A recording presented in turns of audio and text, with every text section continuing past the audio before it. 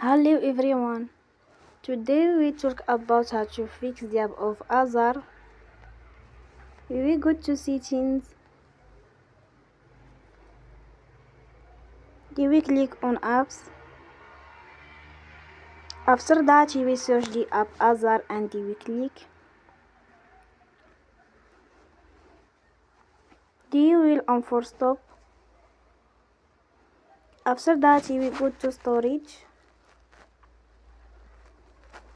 Then we click on clear cache.